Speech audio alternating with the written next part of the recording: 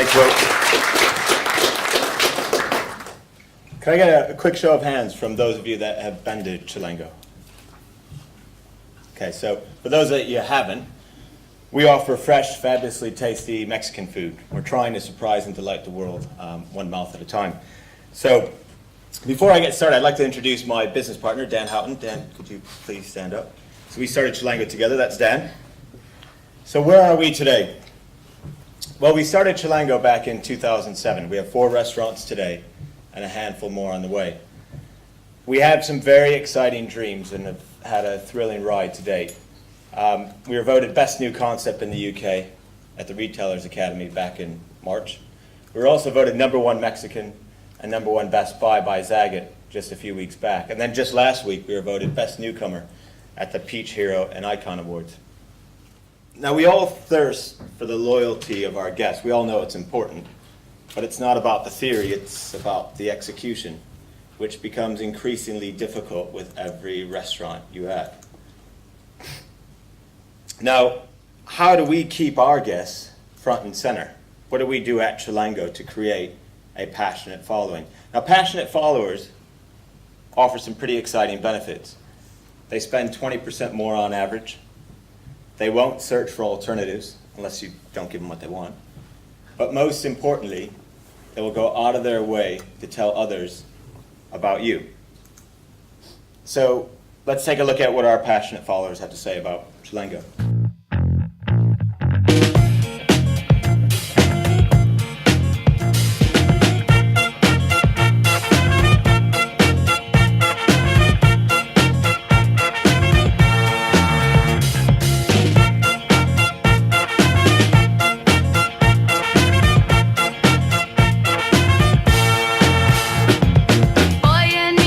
Times a week. We come here all the time. It's about 3 times a week.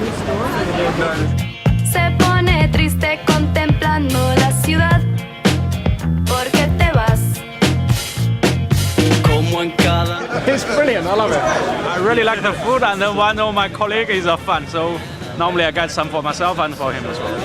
The quality of the food is very good, and the staff is very good. We come here for the great food and for the fast service. Great service, great food. They're just really nice, all fresh, very nice food. It's probably the most filling lunch in London, and it's a pretty delicious lunch. ¿Por qué te vas? Okay, so today I'd like to share 3 things. 3 things that don't represent everything that we do to maintain our guest focus, but 3 things that we think are absolutely critical to creating the passionate following that we have today. So the first thing is how we've built the company around our guests. The second thing is our obsession with listening and learning. The third thing is simply just how we get out there, have fun, and connect with people. So, first thing, how we've built the company around our guests. Now, build it and they will come. I think we heard that earlier. Well, as long as you build something that they want. This is the first site we built on Upper Street. Not that many people wanted it. What kicked off next, though, is one of our most amazing journeys to date. Over the next 12 months, we worked together with IM Associates. They're sitting right there.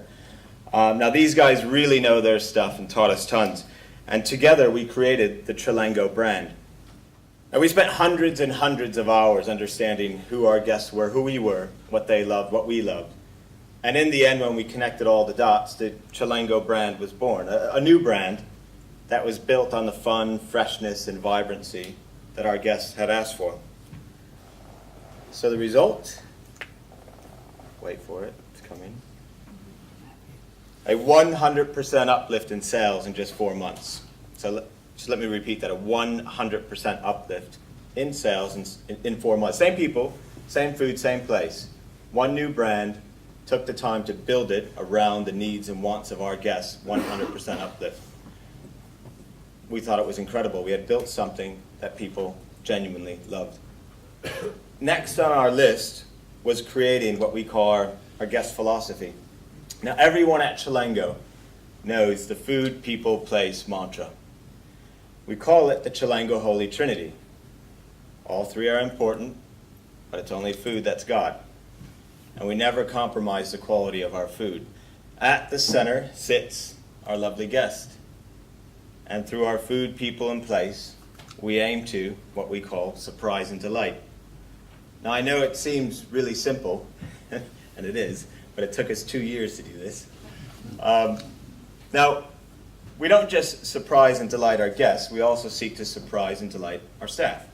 Andy is one of our chefs, and he's an absolute rock star, superstar. He's fantastic. Andy also loves Stella. So, as a thanks for his heroic guest service, we delivered 24 cases of Stella to Andy's home. Andy thought that this was the most amazing gift he had ever received from any employer. Andy was kind enough to send us a picture of him posing together with his gift. After Andy had had a few, he was kind enough to send us a second photo.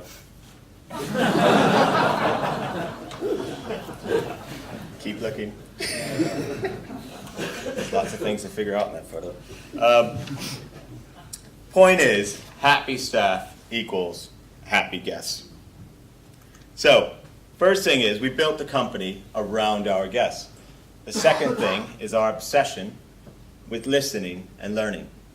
4 restaurants, but after 3 years, we've already received 20,000 pieces of feedback. Feedback that lets us know what we're doing well across food, people, and place. Feedback that lets us know what we can do better. Feedback that lets us know whether or not we're creating surprise and delight. We get it by email, Twitter, Facebook, phone. But by far the single most important and largest source of feedback comes from these simple comment cards. Why so much feedback? Well, because in essence we ask for it. Rather than hiding our comment cards away in some comment card area, they're on every single table in our restaurants together with pens. You can't miss them.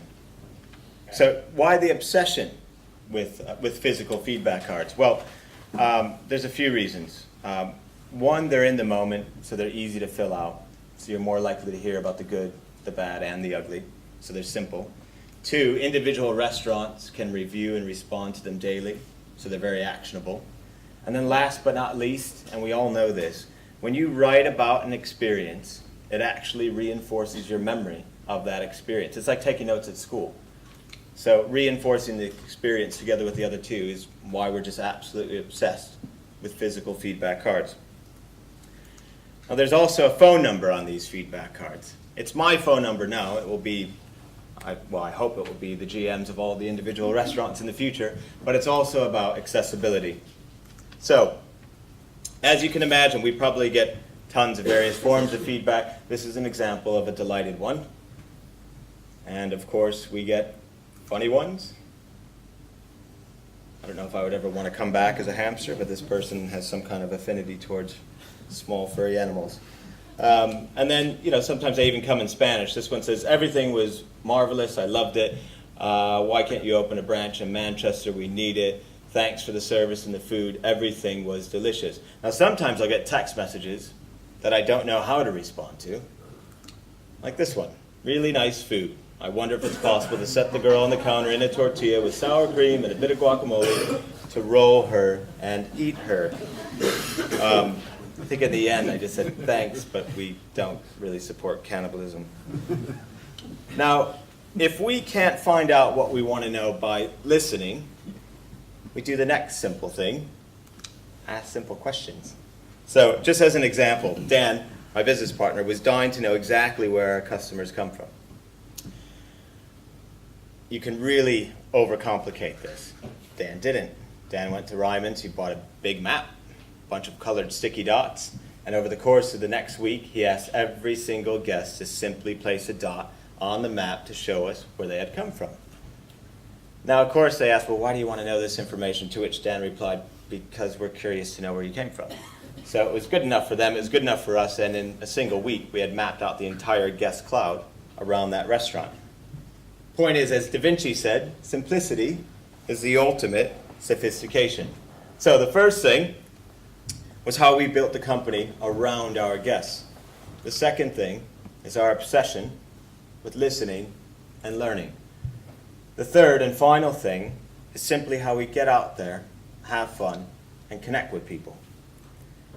Our restaurants jump on the opportunity to surprise and delight. One of our guests just a few weeks back wrote in a piece of feedback, super complimentary. The GM who read it was so touched that he was compelled to invite that person in for free food and drinks for 10 of their friends.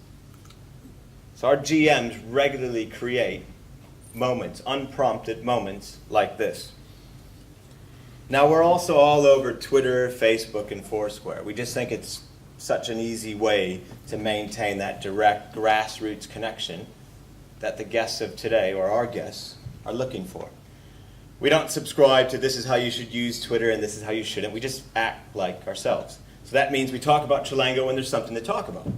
And that means there's loads of times when I don't talk about anything related to Chilango because often it's more interesting. But the point is we hope that our guests appreciate the honesty. One of our guests recently won a 1-year supply of Chilango. Now, realizing that he couldn't possibly eat all the food and being on the hunt for a girlfriend, he came up with this genius idea. He set up a website called 52 Burrito Dates. As you see in the subheader there, Richard dates a different girl every week for a whole year. So he's done 30 of these weeks so far, and of course we've gladly supported it. That support has led to some nice coverage for us. And I think there's 22 spots left if there's any single ladies in the room. Yeah, you just got to apply to the website. Last but not least, when it comes to social media, there's this evil word virtual that sits in front of the reality, virtual reality. It's like, oh, it's so close, but it's not really there. Well, we tried to connect the dots between the two and turn virtual reality into reality. So this is some snaps from I remember this day. This is some snaps from a recent Corona bus trip that we did with some of our biggest Twitter followers. So as you can see, big yellow bus, driving around London, free food and drinks, lots of laughs, no strings attached. The point is virtual reality mustn't always remain virtual. They don't have to live in two spheres. So what we try to do is connect the dots. So those are just Chilango's perspective on some of the things that we do to create a passionate following. So we built the company around our guests. We're obsessed with listening and learning. And really simply, we just remember who we are and we get out, we have fun, and we connect with people. Now, if I may, I'd like to highlight one person in particular that has been absolutely instrumental in creating the passionate following that we have today at Chilango. Shannon, could you please stand up? Shannon started with us as a crew member 2 years ago. One day Shannon came up to me and she said, Eric, I think you're doing a really bad job at marketing. I think you do a lot better. I said, oh, love it. Can you show me what you have in mind? Now Shannon today runs our whole marketing budget, internal feedback initiatives, and many of our internal culture programs. So can everyone please join me in giving Shannon a round of applause.